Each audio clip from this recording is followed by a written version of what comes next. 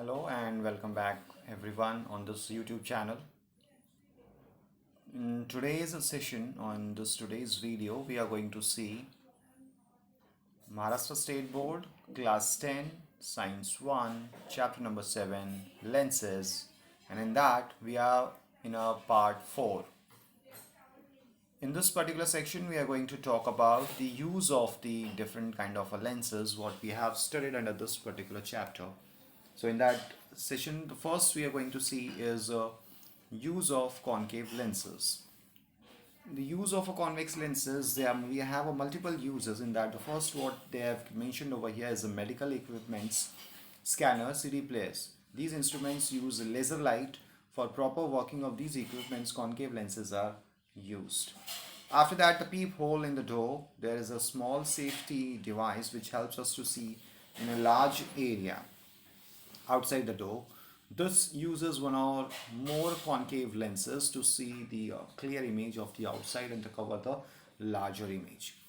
The next what we have is a spectacles. Concave lenses are used in spectacles to correct the nearsightedness, which already we have seen in the previous video. Next we are having as a torch. Concave lens is used to spread widely the light produced by a small bulb inside a torch. And the next one, that is the camera, telescope and microscope. These instruments mainly use a convex lenses to get a good quality images. Concave lenses used in front of the eyepiece or inside it. So this is about the concave lens. The next what we have to study is the use of a convex lenses.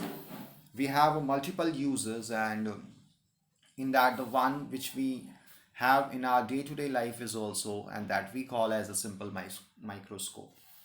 If we have a small or bigger convex lens and we are using it to magnify the particular object, then that is considered as a simple microscope. When we talk about the microscope, the word microscope means to observe, to visualize the micro things or the smaller things. A convex lens with a small focal length produces a virtual, erect and bigger image of an object as shown in the figure. Such a lens is called a simple microscope.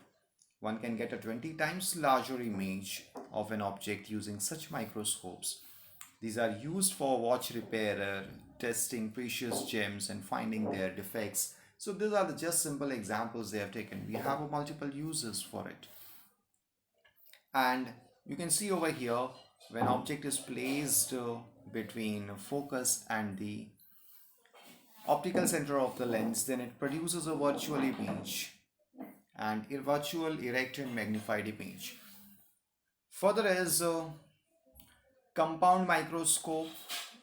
That is the another use of the convex lens. Compound microscope is the combination of the number of lenses.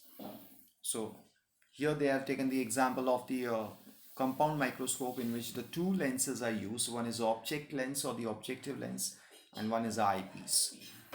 In this what happened, we place object in between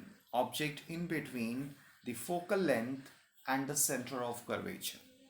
We place the object between that, and accordingly we are getting the image formed by the eyepiece. That will be inverted image. You can see over here it is an inverted image, and that inverted image gets formed between the optical center of the convex lens and the focal length, and due to that what happened, it forms the virtual and magnified image. So it produces image over here, and you can see it's highly magnified. This is the size of the object and this is the size of the image. You can see how magnified it is. So this is the use of two different lenses in this particular section, which gives us a highly magnified image. Next one is a telescope. Telescope is used to see the distant objects clearly in their magnified form. The telescopes used to observe astronomical sources like the stars and the planets are called astronomical telescope. Telescopes are of two types. One is a refracting and one is a reflecting telescope. Refracting telescopes, this uses only lenses.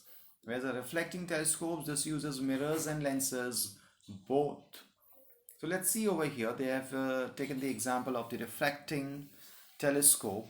In this particular section, you can see the size of the objective lens is bigger, it's very thin, and the size of the eyepiece or the eye lens, observer's lens is nothing but the smaller and little thicker as compared to the objective lens.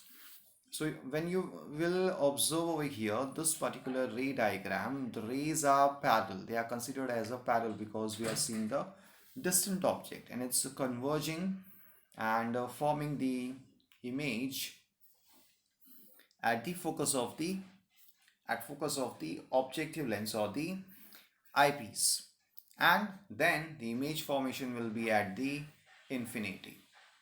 It will be at the infinity. So this is about the refracting telescope.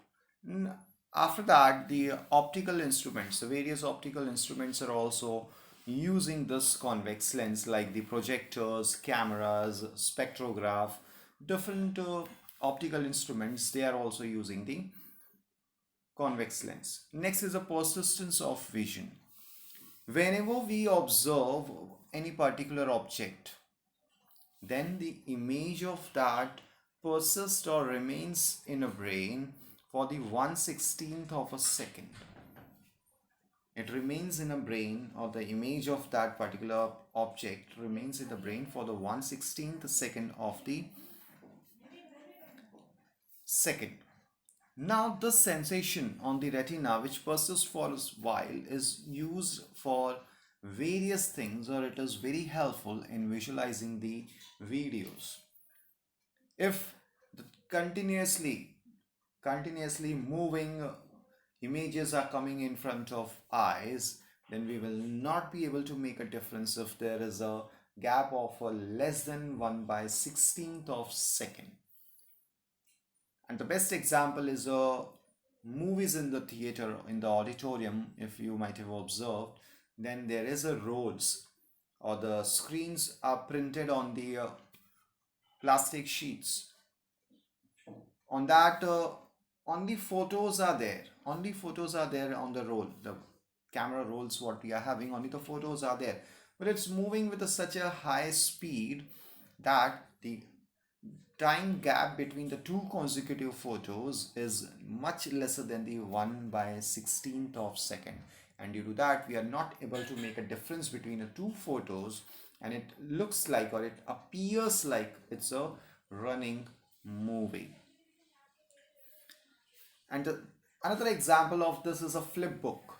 If you know about the flip book, what we have, a number of pictures with a minute differences are drawn on the number of pages, and when we flip the pages we feel like it's a moving picture.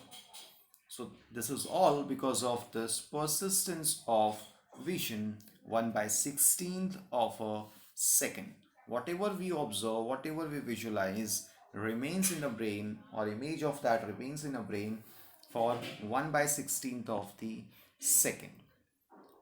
So this is all about our chapter lenses. In that we studied so many things related with the vision, the lenses and their uses, and the human eye and its defects and its corrections. So this is all about this particular chapter. In the coming videos we will see some more topics, some more interesting facts in the science.